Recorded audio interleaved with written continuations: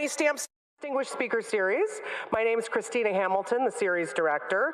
Today we present artist Andrea Carlson, who provides visibility for Indigenous peoples and helps us all recognize that right here we live and work on Anishinaabe land. I want to thank our presenting partner, the University of Michigan Museum of Art. They have been integral in realizing this moment. Also our series partners, Detroit Public Television and Michigan Radio 91.7 FM.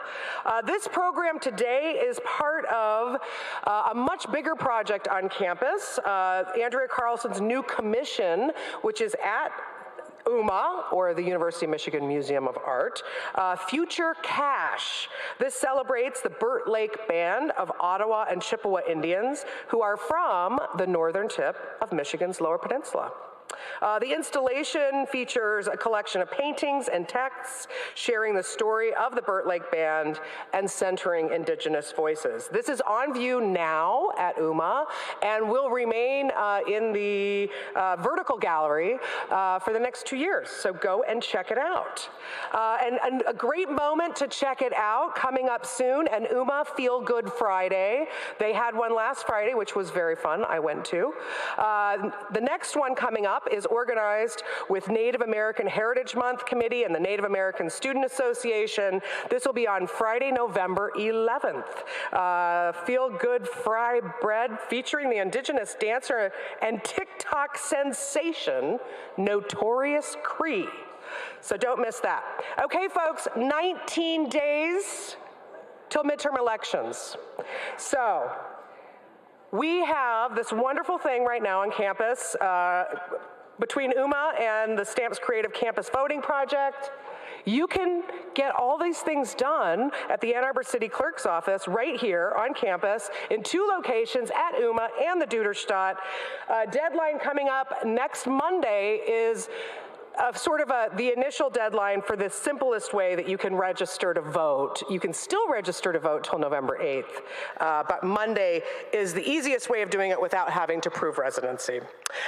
We will have a Q&A today. We have microphones set up here and here at the end of the aisles, so if you have a question when we get to that point, come on down. And if you're in the balcony, you'll have to come down here for that. All right, now to introduce our speaker today, please welcome Associate Curator of Photography at UMA and Exhibition Curator of Future Cache, Jennifer Fries.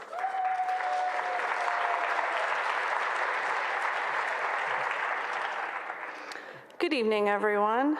It is my honor to welcome artist Andrea Carlson to Ann Arbor this week. Andrea's insightful artistic practice surfaces entangled cultural narratives. Her paintings and drawings are populated with allegories of consumption, possession, and display, while her temporary outdoor artworks often address ideas of land and belonging. In doing so, she makes visible the lives, stories, and practices of Indigenous peoples.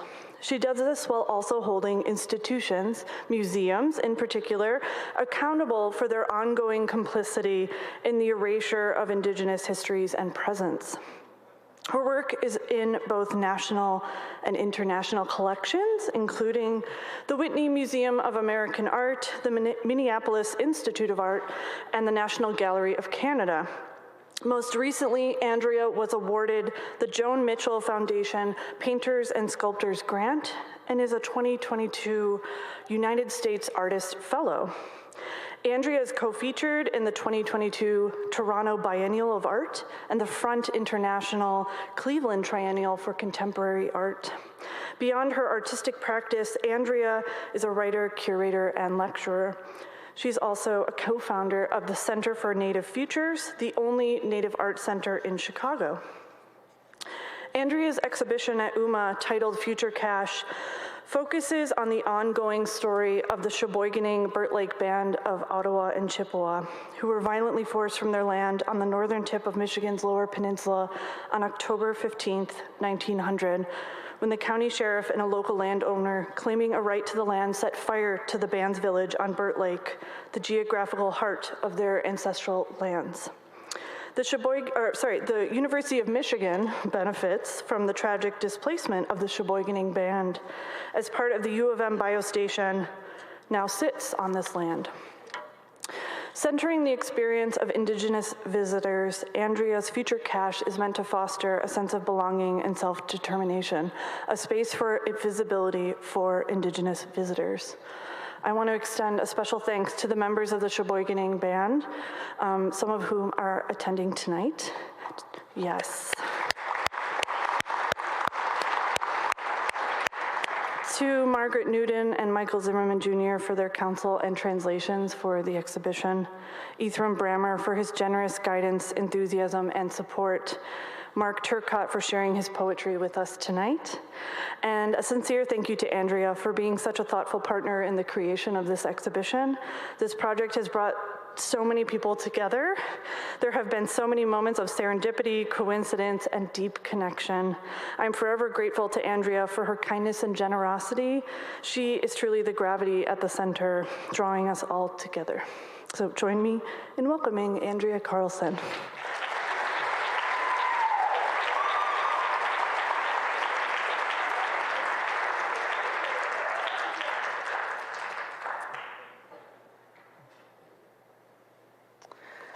Well, I'm not crying. Buju Ninjanwe Maganidak Anin, Andrea Carlson, Indigenous Cause, Kagiasayek, Minawa Jawa Gwaneak Shik, Ijinakazo, Tobasana Kodaban, Idash Bijike, Nyawe Wak, Mekanak Nindodam, Gicheo Nigaming, Ijinakazo, Nindish Gonagan, Idash Chicagong Nindunjaba Nungum, Miigwech Bizendawieg. My name is Andrea Carlson. I am Turtle Clan Ojibwe from Grand Portage, Minnesota, and I currently live in Chicago. Thank you all for being here, and thank you for listening to me today.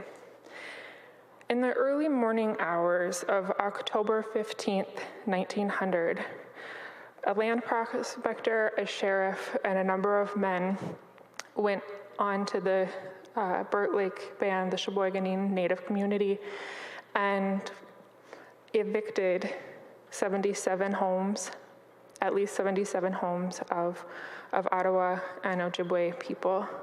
It was in the pouring rain, so they were given a little bit of time to gather up their belongings, and they were able to keep their belongings dry by sitting on their suitcases. This is a really hard story. It belongs to the Burt Lake people. Part of Indigenous people's experience is this feeling of separation, this feeling of being cut apart into bits and pieces, ideas of blood quantum that is meant to dissect our bodies into little tiny pieces, taking us from our land, taking our children from us, are all meant a colonial, it's a colonial tactic that is meant to sever us from ourselves. When I was thinking about what I was going to put together for this talk, I was thinking about the idea of wholeness, the idea of belonging, and how a lot of Native people are constantly thinking that maybe in the future there will be some healing or some repair. And it is my understanding that we shouldn't wait for the future, that wholeness is today, and that the future is today as well. So I wanted to kind of frame this conversation in that. I'm going to be talking about a lot of things that have displaced Native folks. Very long. So October 15th, 1900 is not the end. It's not the end for the Burt Lake Band. They're right now in a struggle for federal reaffirmation, federal recognition.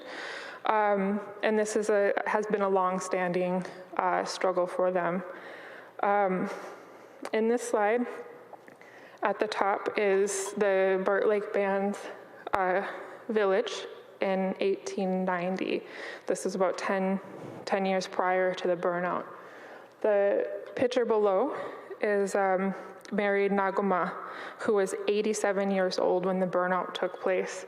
In this picture, she is selling wares to tourists. She's selling birch bark baskets filled with handmade birch bark baskets filled with blueberries and quill work. So when the burnout happened, imagine this 85-year-old woman being forced to walk, being forced to travel in the pouring rain to find refuge in neighboring communities. She didn't live very long past the burnout. Below her, the image is of the Shananakwat family, which a number of Burt Lake descendants come from that family, descend from that family.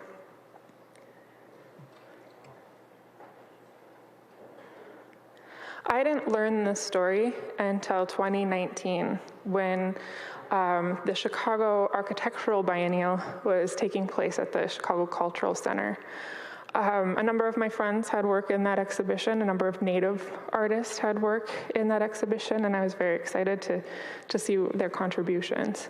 It was the first time the biennial had a land acknowledgement, and it was pretty exciting for Native folks. It just happened right the tail end of the before times, before the pandemic, and so it was one of these things where you could learn about, and then when we all went into indoors for the pandemic, it was something that stayed with me and sat with me. But prior to the shutdown, I was able to meet the co-founders of the Settler Colonial Cities Project, which is actually based in Ann Arbor. Anna Maria Leon and Andrew Herscher are the co-founders from here, faculty members here. Anna Maria is now at Harvard. But for their contribution to the biennial, they actually looked at the building itself, the Chicago Cultural Center. The marble was quarried and assembled by exploited labor. They would discuss things like the Haymarket riots and how people that were in prison were forced to work on building that building. There was plaques up that talked about the Tiffany mosaics, and an aspect of this exhibition that really stuck with me was that they utilized the windows in the Cultural Center to discuss the erasure and seizure of native land. And they forced you to look at the landscape and acknowledge that this is Ottawa, Ojibwe, and Potawatomi land. On the left, you can see you are looking at unceded land. If you can find all of this information, all of their research, a lot of images on their website at Settler Colonial Cities Project.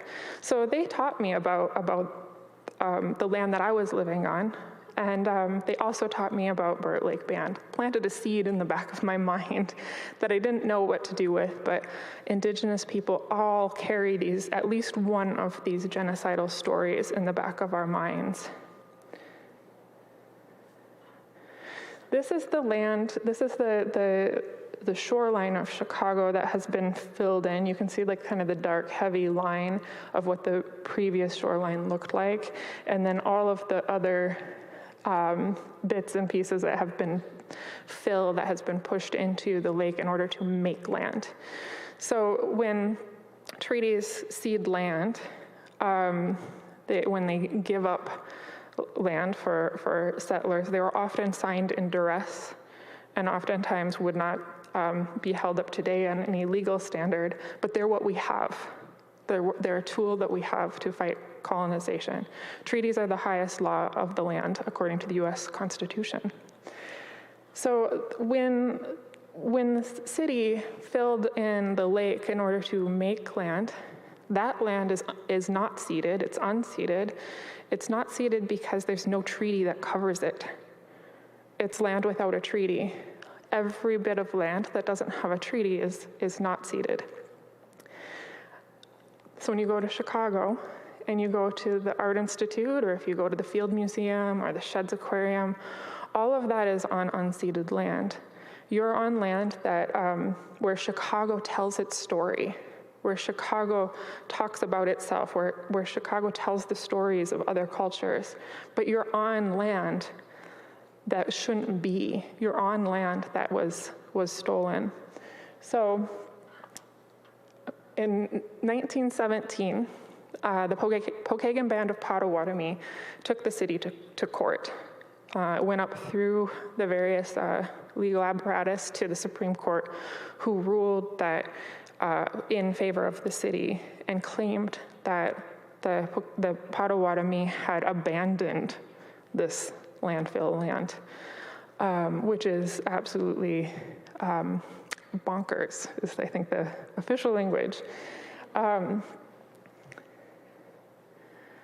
This quote is very important to me, and I think that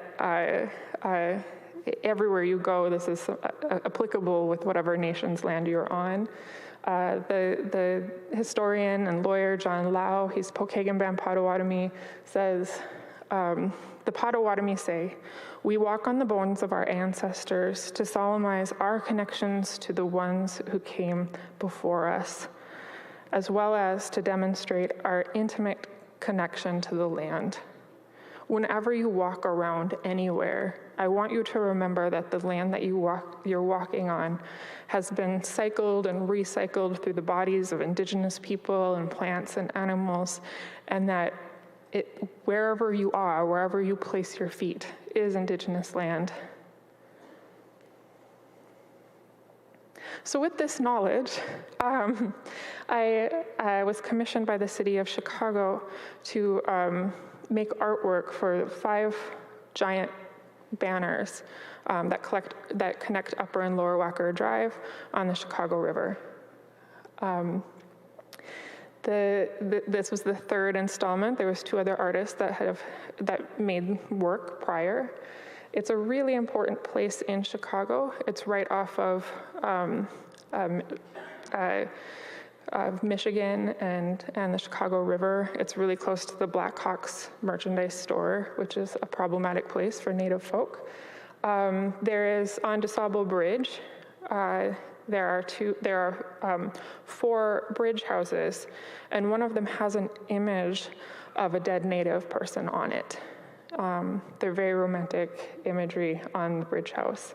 So putting You're on Potawatomi land on that not ceded, unceded landfill area is a huge message. It has to go there. People have to know that the Potawatomi came back for this land and it was denied them.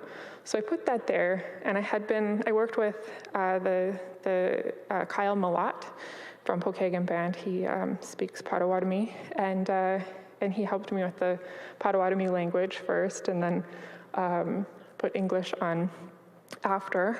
And I had reached out to a number of people at Pokagon Band, and after it went up, when it's just an idea, it just lives in people's mind, and they don't really, maybe can't imagine how big or scale of things could end up.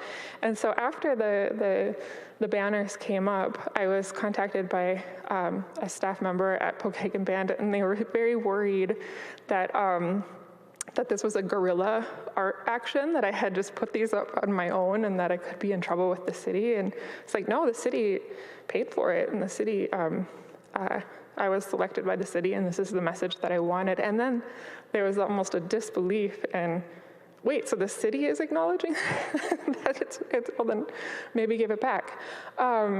So it was this project was very, very important for me. And I think of myself as an artist dissolved into the background because these banners, which are up for at least another year, have become so beloved to Potawatomi folks living in Chicago or visiting Chicago to see this affirmation in a public space.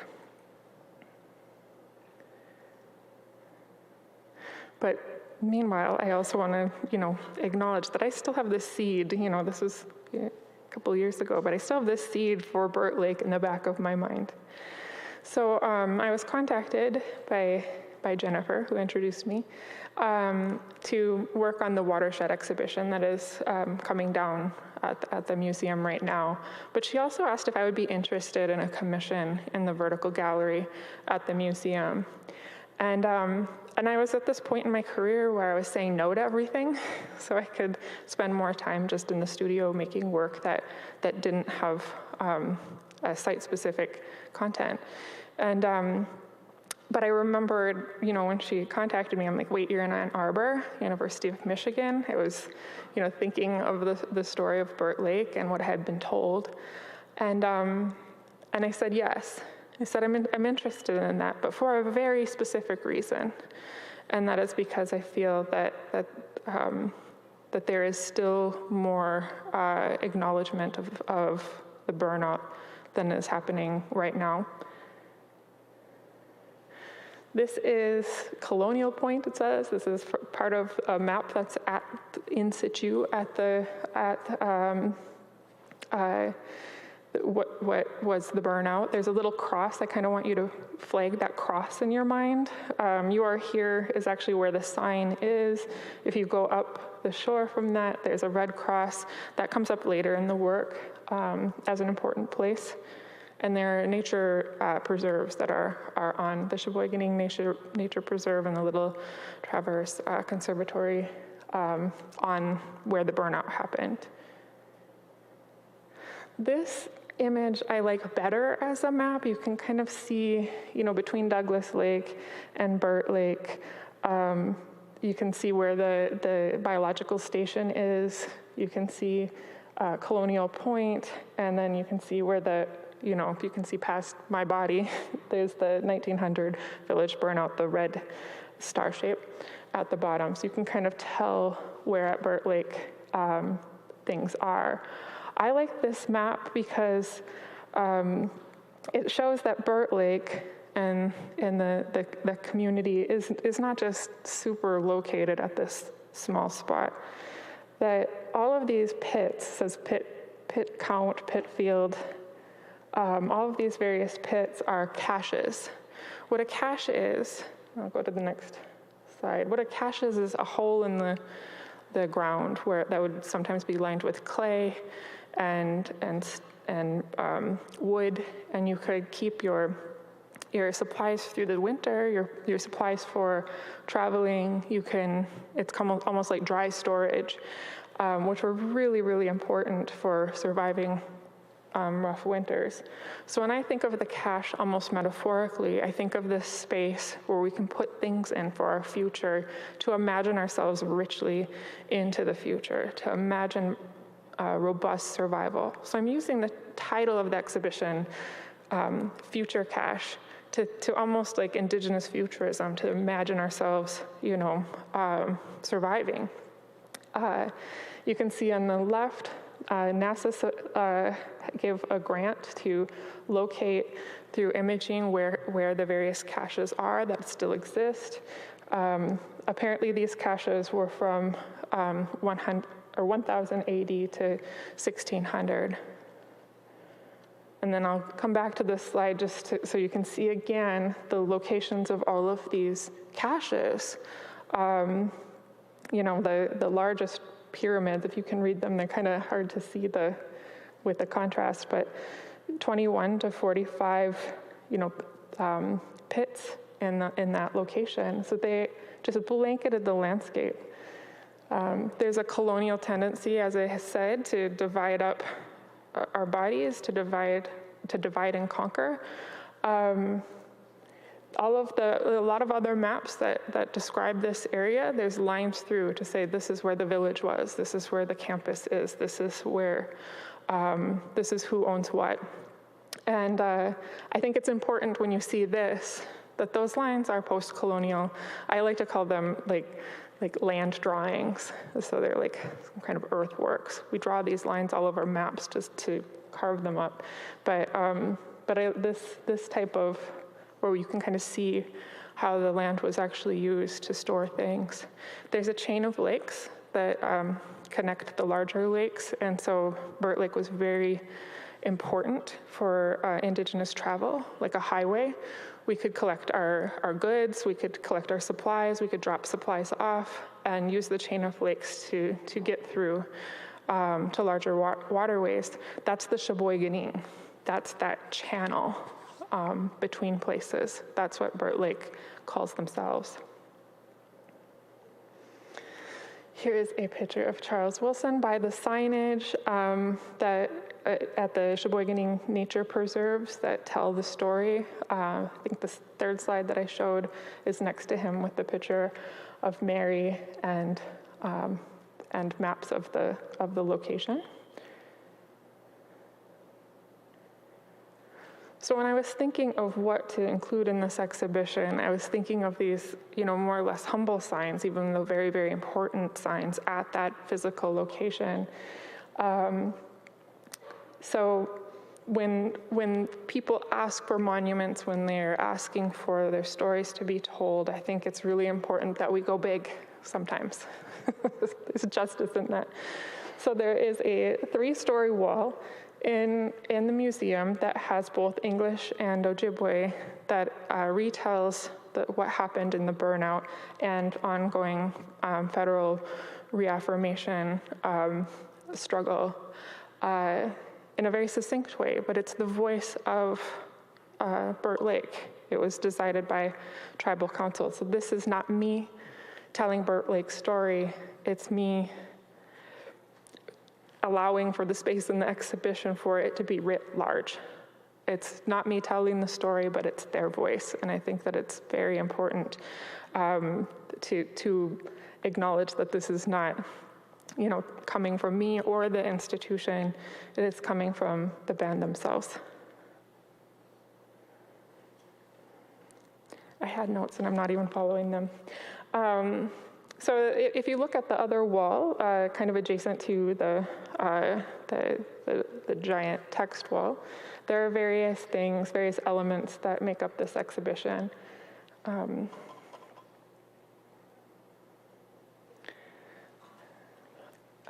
Jen and I were able to go to the Anthropological Archaeology Museum on campus, and the curators there found various objects from Burt Lake.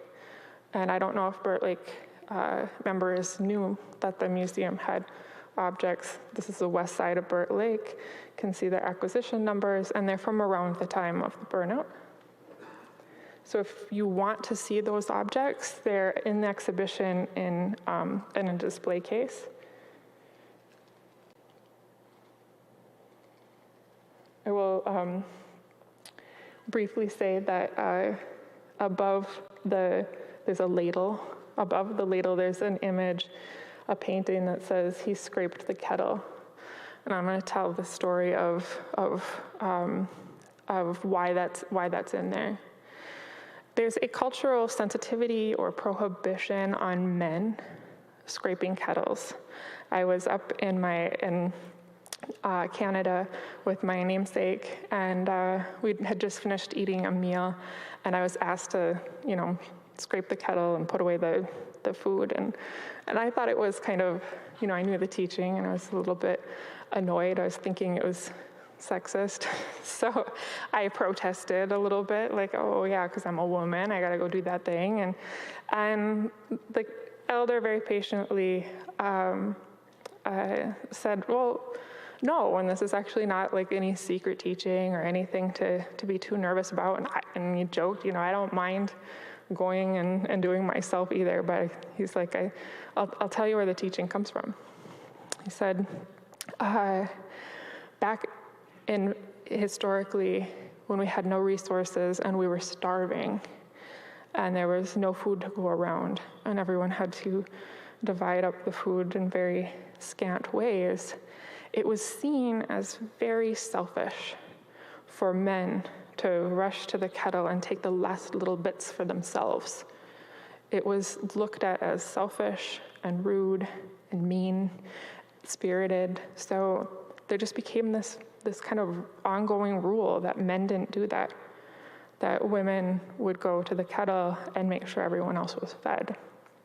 So I was thinking about the idea of land and how it's carved up and how so much is taken from Native people when it comes to the land, and how this land prospector, the man who paid the back taxes and wanted to steal the land from Burt Lake, he was scraping the kettle. He was finding the last little bits owned by Native people and taking them for himself.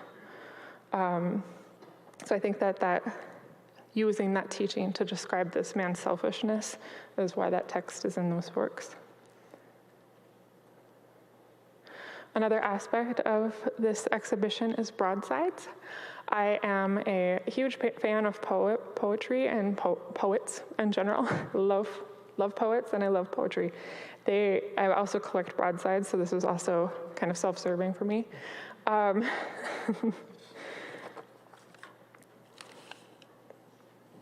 There are 4 broadsides, and then there is a 5th that's kind of off to the side by October 15th, 1900 is not the end. The image near the October 15th is not the end, is actually the names of people who are buried at the grave site. I told you on that one map to note where the red cross was.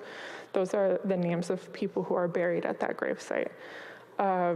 But the 4 poems, I think, are very, very helpful. There's a poem by Margaret Newton in both Ojibwe and English, and she worked very hard on translating this exhibition with her husband, Mark.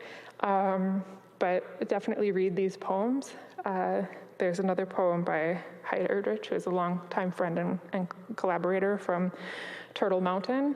And because all poetry comes from mountains, there's also a poem by Mark Turcott, who is also Turtle Mountain, and a poem by Laura Parquet Iban. She's no longer with us, but these words are very beautiful and moving.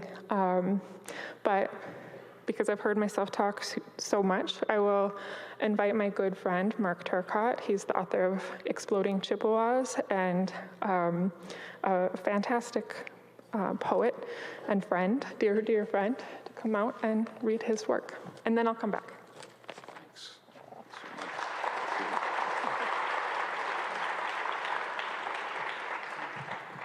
Hello. You can say hi back, it's okay. Bonjour. Bonjour. My name is Mark Turcott. I'm a proud member of the Turtle Mountain Band of Ojibwe, Anishinaabe people from Turtle Mountain, North Dakota, like that far from the Canadian border. Oops, sorry. We're known for our grace. I didn't get in that class, sorry. This is a rare occasion for me to be slightly nervous. And the reason I'm slightly nervous is because while Andrea was speaking, I was becoming more and more aware of what's going on, and that is the awesome responsibility and care that is required for Andrea to do what she is doing on behalf of the Bird Lake people. So I want to acknowledge that, Andrea. Thank you. Yeah. And I also want to acknowledge everybody at UMA, because without the venues, without that help, people often say, what can we do? What can I do to help Native people? These are the kind of things you can do. Help them tell their own stories. Don't tell their stories, help them tell their stories. So thanks, UMA. I'm looking forward to seeing the exhibition tomorrow. I haven't seen it yet. I hear that my poem is in there somewhere. Yeah. I do want to mention, even though it seems like I've scraped a lot of kettles, I've only scraped pans that used to have pudding in them. That's my big problem. Sweetheart, I love you. I'm glad you're out there. This is called A Very Distant Drumming. And I need to say also in transparency, this poem is not specifically about the Burt Lake incident, the Burt Lake history and story. Unfortunately, there are so many such stories in Indigenous America that this is based on some stories that people told me and a dream that I had about my own father. and just a combination of things. But it's just a perfect example of how the sadness and the tragedy and the hurt and the healing is shared by everybody. We could see the smoke for miles, and we feared that we were next. We could see the smoke drifting beyond the waters, up over the hills, and it seemed that we could feel the heat of flame upon our skins. Our faces flushed and tightened. In our mind, we saw the flames, the long tongues wrapped all around the crooked shacks, the tongues licking in through the windows, eating up the curtains and chewing down the walls across the floors, devouring the sad chairs, the sad leaning tables. In our mind, we listened to the long tongues, but there was no sound. Everything was enraged and quiet. Silence. And we remembered our father's breath like a veil in the chilly air. He was pointing to the deer, the small buck standing at the edge of the clearing. It sniffed and pawed at a patch of moss. Our father's breath like a veil as he motioned for us to be still, to listen. He lifted the bow, sighted, then closed his eyes. We closed our own eyes, and we heard it faintly, a very distant drumming. We heard it grow in our ears, maybe in our bellies. We heard it grow. It was a drum so distinct that we could see the skin of it vibrate. We heard it grow. Drum as distinct as a heartbeat, true as a heartbeat. It was a drum so true that we could hear the blood push through.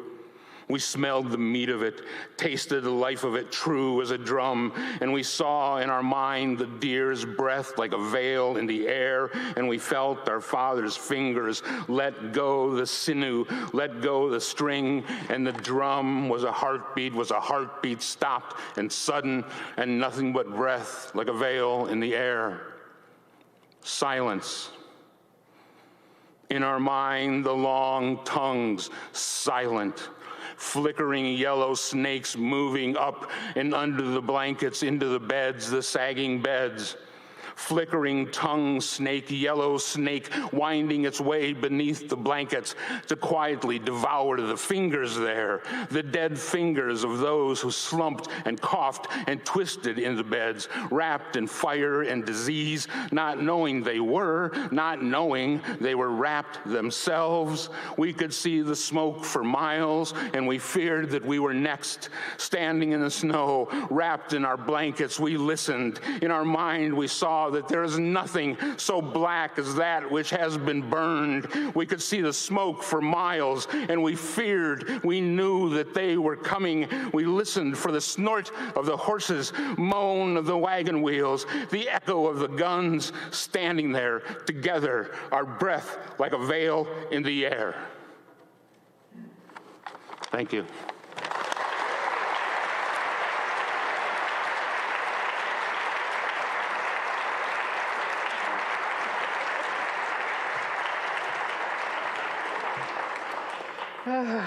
Damn it. It's really hard to follow that. Like goosebumps. Okay, back to me. Another feature of the exhibition has these kind of abstract forms. The names of the series is L'Assomption sashes for things that for carrying things that no longer exist. Let me try that again. L'Assomption sashes for carrying things that no longer exist. You couldn't imagine these as sashes. L'Assomption sashes are these finger-woven sashes that were used to tie various things to your body if you were on the run or if you were part of the French fur trade. You would tie bundles of pelts to your body with these sashes. I've been thinking about that idea just metaphorically the same way I've been thinking about caches, about this idea of carrying things that are most important to you, and how so many Indigenous Native people are dislocated from their Indigenous places. So right now, L'Assomption sashes are associated with the Métis people. It's almost a national emblem of pride. This is what they look like. They're very gorgeous. But before they were, fully part of Métis identity, they were used by Ojibwe people and French people alike to carry things. You can see the Assumption sash at the bottom here, this carried earthbound abstraction. In the top quadrant of section of this piece is a constellation, is some stars in the sky. I found this program online where you can put any location on the globe. You can drop a pin anywhere on the planet, and then you can put in the date and time, and it'll show you what constellations were in the sky for the date, time, and location on the planet. This is what came up when I put October 15th, 1900 in the morning, early morning hours at Burt Lake. So these are the constellations overhead when Burt Lake was actively being burnt out.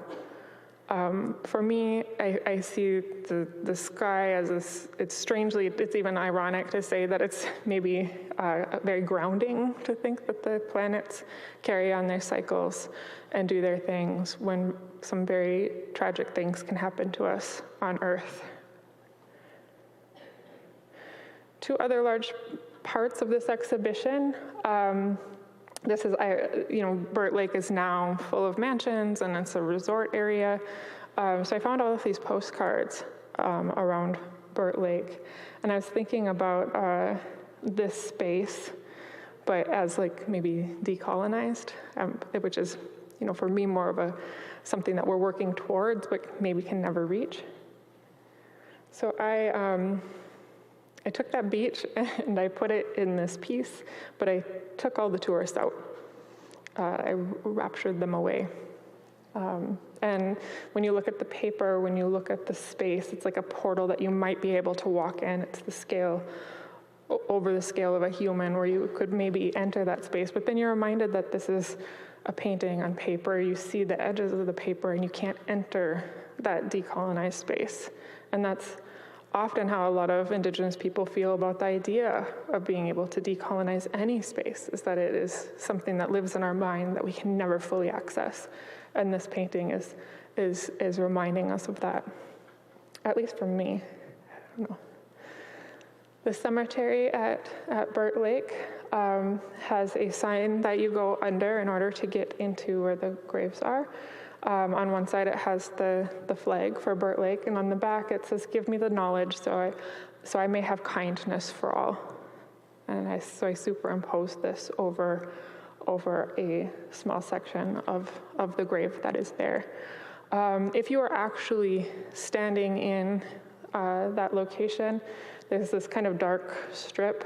I've removed or I've raptured or taken away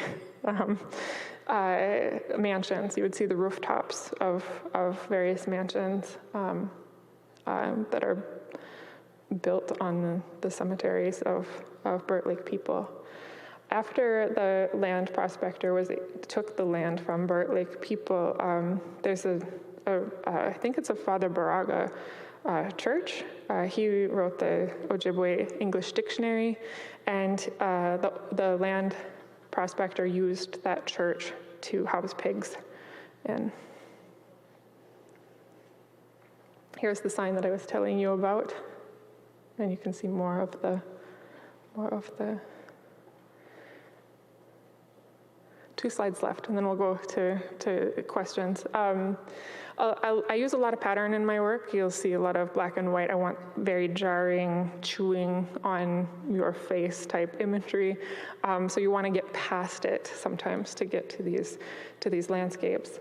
There's a researcher by the name of Crystal Miigwans, that researches mat making, and apparently when Native nations, when Anishinaabe people went into contracts and treaties with other Native nations, we'd have a mat made, and then we'd sit on it together, and we'd smoke a pipe and agree on certain terms. Then you would give that that map to the people who have agreed to those terms.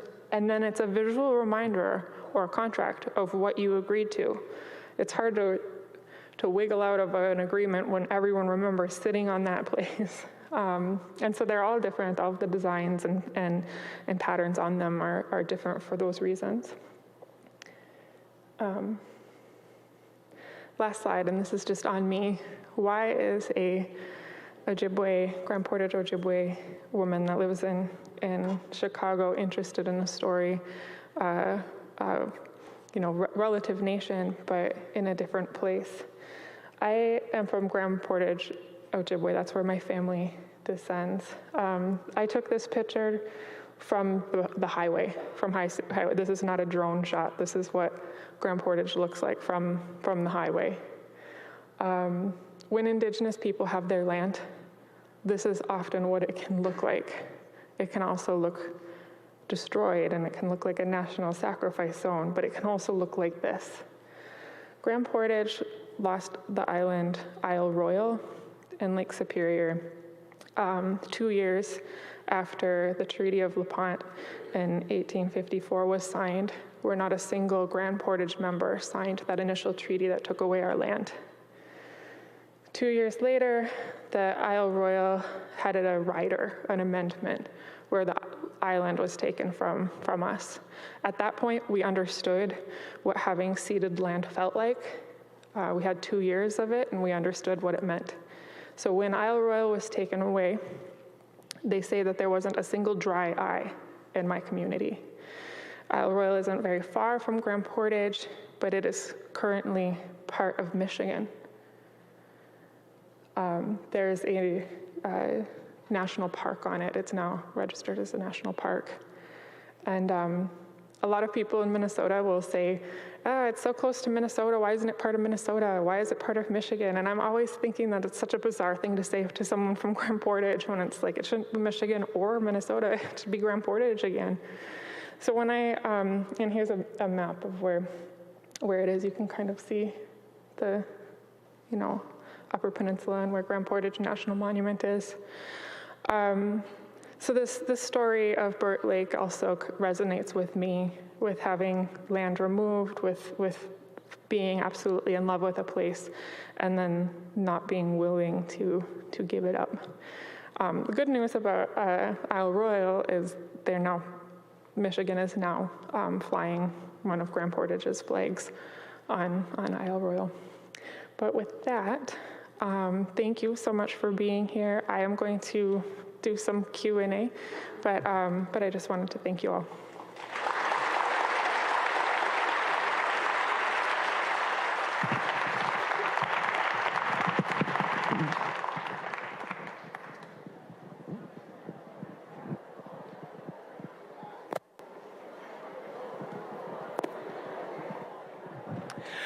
Okay, folks, so thank you so much, Andrea. Anyone that has questions, we have microphones down here at the front of these two aisles. Please come down and line up. Students, if you're having to rush off to another course, please do so quietly. Thank you. Go ahead, Andrea.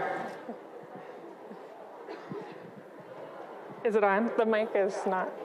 Okay. Lance, do we have the microphone down here? Let's just wait a moment. Filter for a second. It'll take a moment. Is your mic working now?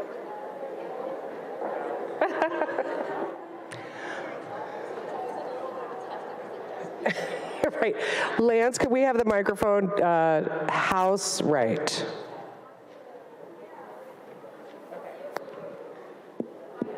There we go. Okay, awesome. So thank you again for being here. I'm not going to say this nearly as well as I had planned out in my head, but I'm a fine arts major and also an anthropological archaeology major. And in recent years, I've been trying to find ways to respectfully turn my artwork towards these subjects. And most recently, I've also been really interested in just historical connections to the land and making sure that those are respectfully depicted, that people know about them, etc. considering your work, what you do, and your own experiences, do you have any insight or tips for artists who don't want to tell other people's stories but want to give those opportunities for people when they want to do their own research? That's an excellent question because I don't actually have an answer, and it depends on the community. I know that it is very often difficult to reach everyone, to reach all of the stakeholders. It's I've experienced this.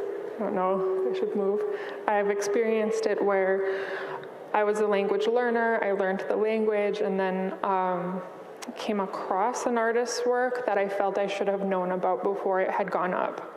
And I felt hurt about it. I felt like an outsider to this thing that I should feel like I'm an insider to. So I'm very sensitive to that feeling of when someone's trying to be inclusive of things being exclusive or feeling ancillary or on the outside of some decision making. So I don't have an answer. It's something that I'm learning, and I'm trying to be sensitive and make sure that I'm doing it the best way that I know how and can. You know, there's obviously resources and restrictions, but I definitely encourage to try as much as you can to build relationships and to build trust. But I'm not. I mean, there's Burt Lake members here. I don't know if I've failed you, so. But as honestly as possible, I think that even having a sensitivity to that now while you're developing a career in research, I think is a good place to be. So. Thank you. Oh, thanks. I don't know if it's still on, but Mugaj, thank you. Hello. Oh, sorry. Is that one off too? Oh, I think. Hello. Hi. Thank you for your installation, and I'd also like to thank the members of the Burt Lake Band who are on campus. I'd like to welcome you to the University of Michigan campus as a student. I'm a descendant of the Little Traverse Bay Bands, Vodala Indians, and my question is if you know if the University of Michigan has reached out at all to the Burt Lake Band to consult on what to do with the land that the University of Michigan possesses but should not have title to. And if not, if there are any University of Michigan administrators here, no, of course there aren't. I just hope that your artwork maybe starts that conversation. Thank you. Oh, thank you so much for that.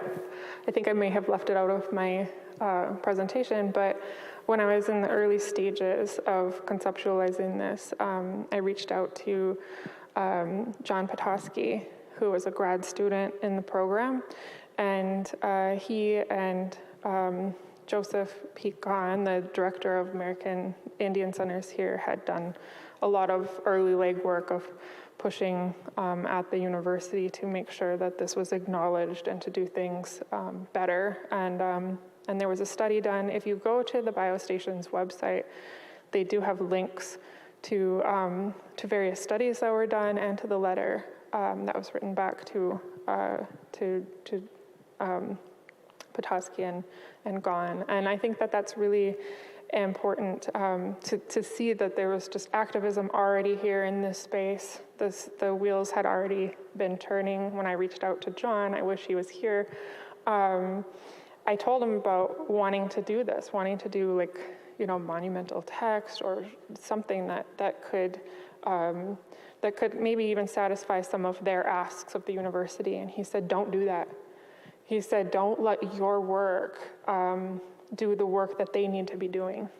And that was excellent advice. This show by no means cancels out the university's responsibility to Burt Lake.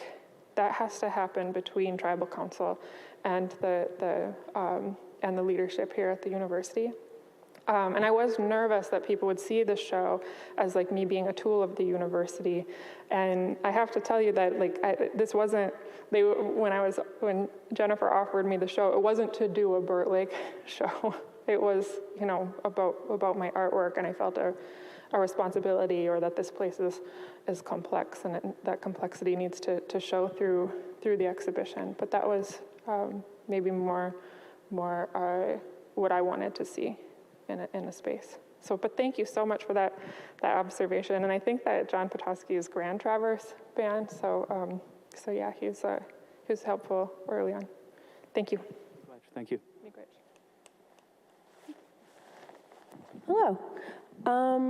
I think you touched on this a little bit, speaking about how there's colonialist thinking to chop things up and all that, but just following that track and possibly touching on the subject of land back, what do you think is a tangible goal that we should be working towards to kind of move away from hard borders and private land and woodlands that are fenced around, and just, what do you think should be?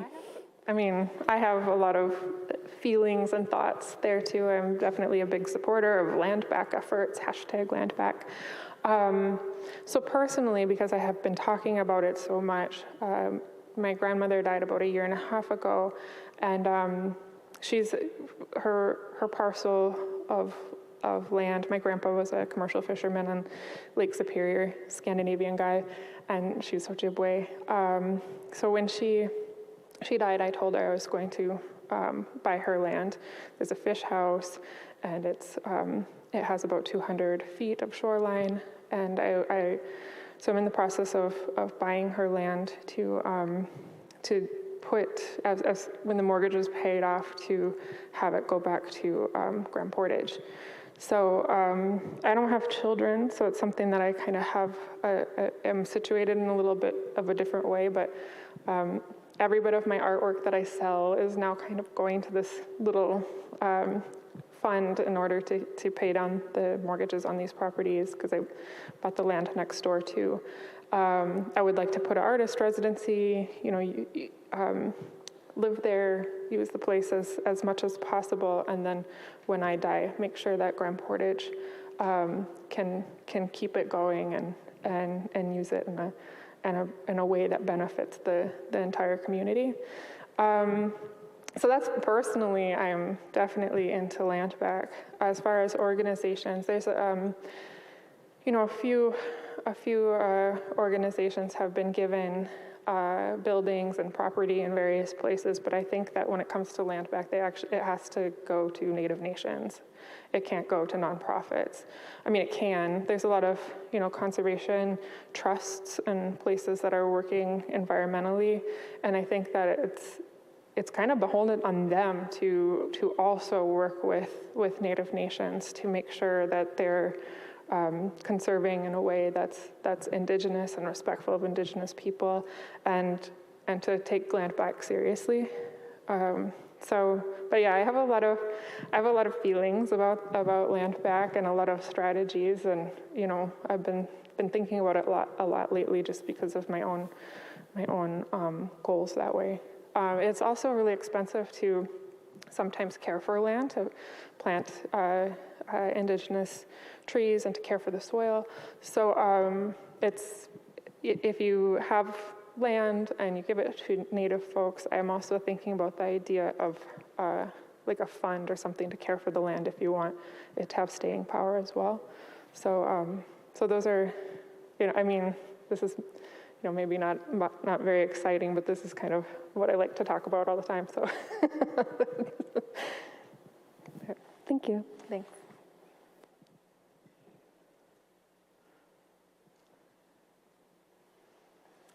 Hello. First of all, sorry for all the disruption during the first part of your talk. It wasn't a reflection on you. It was the balcony. We were told it was closed when it was, so sorry for making lots of noise during that. I actually stopped at UMA on the way here, and I'd seen some of your work, and I recognized your name, and it's like, oh, that's who's talking tonight. And I was going to ask if any of it, like, it looked, you know, it looked textile inspired, but you covered that. Do you make any textiles yourself? I wish I did. I stalk a few people online that make the bulrush mats, and if anyone here knows how to do those Anishinaabe style mats, I would love to be a student. But it's something where there's just a handful of people that continue to do it and continue to harvest the various materials. You can take that inner like skin of cedar, and you can make cedar mats, or there's bulrush mats, and various other materials. So I've been, definitely stocking my grandma's land for these materials, and I think that maybe in my near future I will be learning how to actually finger weave or make mats. But that's an excellent question. I am definitely a willing student if anyone wants to teach me. Miigwech. Thank you so much.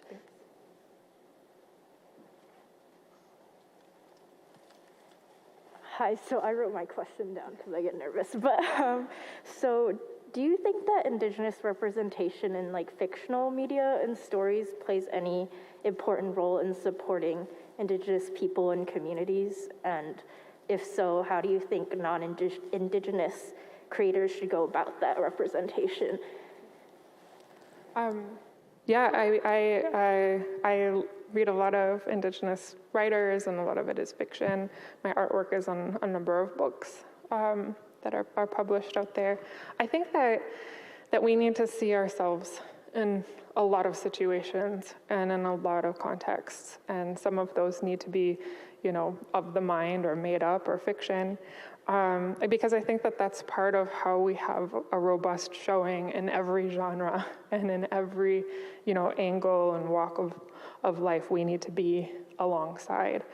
There are things like, a lot of Indigenous people, Indigenous futurists, science fiction writers will point out that like the Star Wars franchise will be actually talking about indigeneity and like tribalism through aliens, or that the story of colonization is the story of like space invasion, and that it's maybe, historically with white science fiction writers, they're imagining what it would be like for them if they were invaded the same way they've invaded everyone else.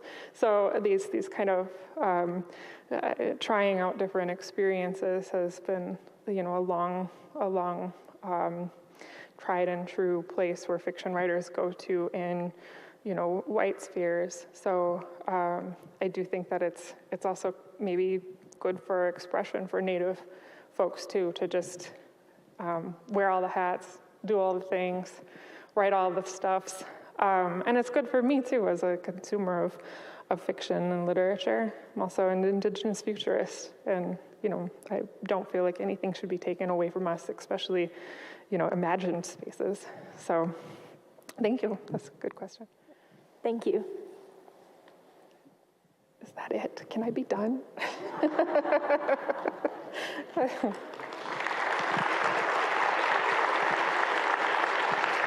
Thank you. Miigwech. Thank you guys for coming.